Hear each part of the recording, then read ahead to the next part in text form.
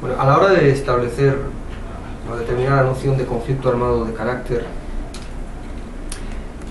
no internacional, tenemos que partir del artículo 3 común de las Convenciones de Ginebra. En este artículo 3 no encontramos una definición como tal de conflicto armado de carácter no internacional. Y por lo tanto, ausente esta definición, tenemos que acudir al comentario del Comité Internacional de la Cruz Roja. ¿Y por qué el comentario del Comité Internacional de la Cruz Roja? Pues porque fue el Comité Internacional de la Cruz Roja quien presentó las propuestas sobre la base de las cuales se negoció la Convenciones de Ginebra del 49, o sea que no es discrecional, sino que es precisamente quien presenta los proyectos que posteriormente se negocian. De hecho, el Comité Internacional de la Cruz Roja presenta todo un proyecto de tratado internacional para que pueda ser aprobado junto con las 4 convenciones aplicables a los conflictos armados de carácter internacional, pero cuando se ve que la voluntad de los Estados no es tal, que los Estados no tienen voluntad para regular realmente los conflictos armados de carácter interno, que lo que quieren es mantener la potestad o la libertad para poder confrontar o para poder reaccionar a los grupos armados organizados que aparecen en sus propios territorios, pues entonces limita su propuesta a un solo artículo. Y este es el que se aprueba, el artículo 3. Bien, ¿y cuál es la definición que nos da el comentario internacional del Comité Internacional de la Cruz Roja? Pues la definición que nos viene a dar es prácticamente la definición relativa a una guerra civil, una guerra de posiciones. Cuando estamos pensando en un conflicto armado de carácter interno, estamos pensando en una guerra de posiciones, que era la experiencia que se tenía en aquel entonces. Es decir, estamos viniendo de lo que es la Guerra Civil Española, del 36 al 39. Y eso es lo que se entiende por guerra civil, o por conflicto armado de carácter interno. No estamos pensando para nada en los conflictos armados de carácter interno del año 2000, sino que estamos pensando en aquellos que existían en aquel entonces, en el año 36, año 40. Y ese es el concepto que se entiende por conflicto armado de carácter interno en el artículo 3 común a los convenios de Ginebra. Y por eso, si leemos el comentario del Comité Internacional de la Cruz Roja, a eso se refiere. Posteriormente, en el año 77, tenemos el protocolo adicional primero, el segundo, disculpadme. Y en el protocolo adicional segundo tenemos el artículo 1.2, que nos establece la definición de lo que son conflictos armados de carácter no internacional o interno, que es aquellos a los cuales se va a aplicar ese protocolo.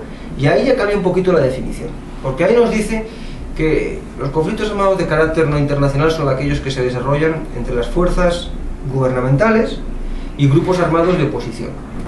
Grupos armados de oposición que tienen que tener ciertas características. Es decir, que el concepto de conflicto armado de carácter interno viene fundamentalmente determinado por las características que tiene el grupo armado organizado que se opone al gobierno nacional, a las fuerzas nacionales. Entonces, si ese grupo armado organizado cumple ciertas características, entonces estaremos ante un conflicto armado de carácter interno. Y si no, pues estaremos ante una situación de disturbios internos, a una situación de orden público interno, pero no ante una situación de conflicto. Entonces, ¿cuáles son esas características? Principalmente 3. La primera, que ese grupo armado de oposición tenga una cierta organización. Tiene que tener una estructura de mando y control, en primer lugar. Tiene que tener un aparato disciplinario. Y ese aparato disciplinario, además, le tiene que permitir, le tiene que poner en posición de imponer a los miembros de ese grupo el que actúen conforme al derecho internacional humanitario. Eso no significa que tenga que, de hecho, conseguir efectivamente que todos y cada uno de los miembros de ese grupo actúe conforme al derecho internacional humanitario. Eso no se exige. Lo que se exige es que tenga un aparato disciplinario efectivo que le pudiese permitir hacer que sus miembros actúen conforme al DIH.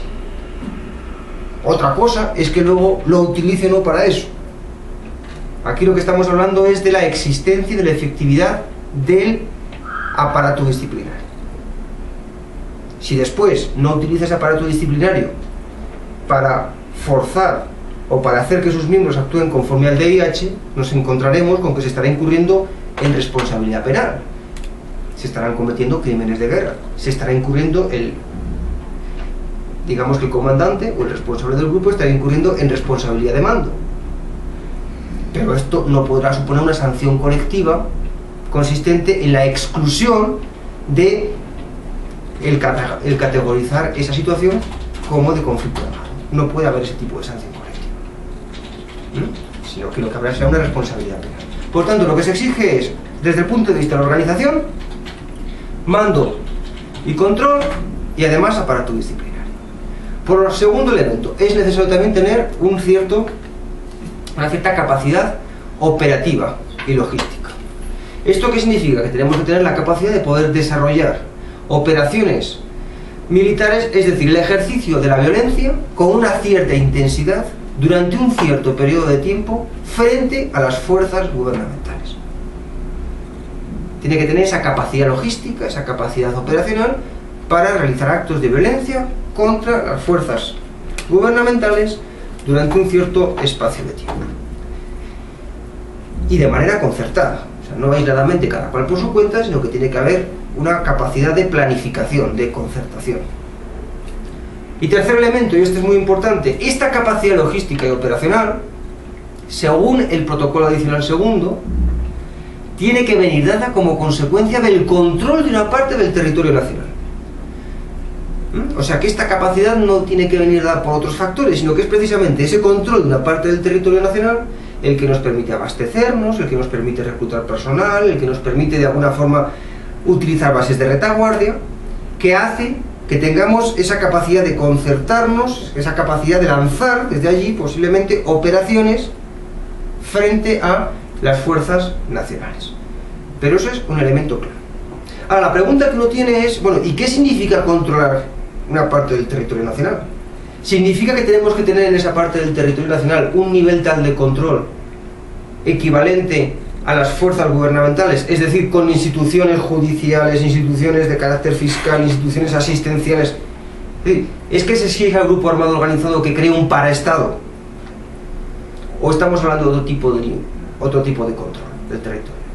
Y efectivamente, no estamos exigiendo un paraestado. Para eso, para ver el tipo de control que se exige, tenemos que ir de nuevo al comentario del Comité Internacional de la Cruz Roja, al protocolo adicional segundo de 1977.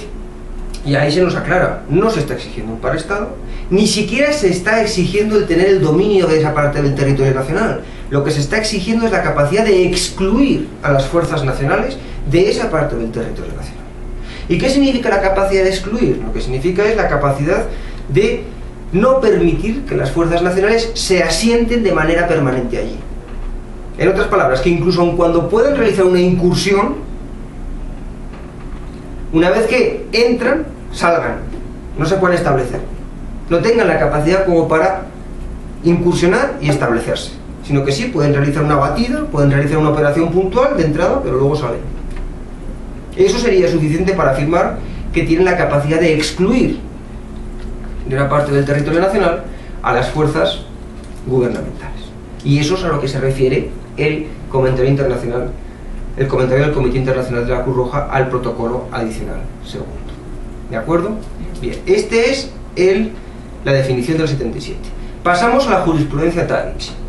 La jurisprudencia Tadić la da la Sala de Apelaciones del Tribunal Internacional Penal para la antigua Yugoslavia, en su primer caso. Y en este primer caso, la Sala de Apelaciones de este tribunal, que es creado por el Consejo de Seguridad de las Naciones Unidas y que viene de alguna forma a decir, o que de alguna forma tiene como fuente fundamental del derecho la costumbre internacional, por tanto lo que viene a hacer es declarar cuál es el estado de la costumbre internacional en 1991, es decir, cómo ha evolucionado la misma del 77 al 91, en esos 15 años. Esta Sala de Apelaciones dice que en esos 15 años el requisito del control del territorio se ha eliminado. O sea, que ya para cuando comienza el conflicto en la Yugoslavia en 1991, para determinar si hay un conflicto armado de carácter interno, es suficiente con analizar o con comprobar que el grupo armado organizado que se enfrenta a las fuerzas gubernamentales tiene una cierta capacidad de organización, sistema de mando y control, sistema disciplinario efectivo y además una capacidad logística y operacional que le permite realizar operaciones operaciones de militares o ejercitar la violencia de manera concertada, con una cierta intensidad y durante un cierto periodo de tiempo frente a las fuerzas gubernamentales, sin necesidad de que esta capacidad logística y operacional tenga que venir necesariamente del hecho de que se controla una parte del territorio nacional. Esta es la jurisprudencia Tadić. Y además añade un elemento adicional.